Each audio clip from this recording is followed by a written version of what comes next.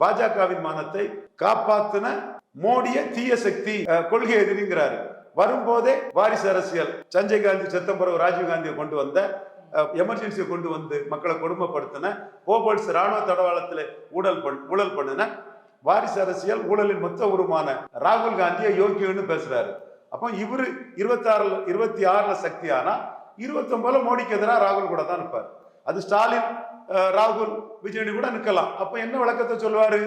அவரு விளக்கம் சொல்லக்கூடிய விளக்கம், எங்களுக்கு மோடியை தோற்கடிக்க தான் முக்கியம், கொள்கை எதிரியை தோற்கடிக்க தான் முக்கியம்னு அரசியல் எதிரின்னு சொல்லக்கூடிய ஸ்டாலின் கூட நின்று மோடிக்கு எதிராக நிற்பாரு. அப்ப இவரை நம்ப முடியாது. இப்ப எடப்பாடியை ஏமாத்தினவரு, சீமான் சிஎம் கேண்டிடேட்டா சொல்லணும்னு ஏமாத்தினவரு, புலிப்படம் தோல்வி அடைஞ்சதும் ரஜினிகாந்த் கமல்ஹாசன் இருக்கும் போது ரஜினிகாந்த் காலில் விழுந்துகிட்டு கமல்ஹாசன் அவமானப்படுத்தினவர். சோ இந்த மாதிரிப்பட்ட தன்மை கொண்டவர் நாளைக்கு சந்தர்ப்பவாதமா ராகுல் கூட போய் நிற்பாரு, மோடிக்கு எதிராக இருப்பாரு.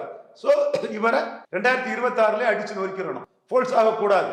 அப்பதான் 29 மோடிக்கு கேரளாவிலையும் தமிழ்நாட்டிலையும் வரக்கூடிய வாய்ப்பு தடைபடாம இருக்குங்கிற கருத்தை நம்ம மோடி கிட்ட சொல்றோம். அத்தனை பேர் கருத்தையும் மீறி ஜனநாயகம் படத்தை மோடி கிராக் டவுன் பண்ணிட்டாரு பாஜக தரப்பு.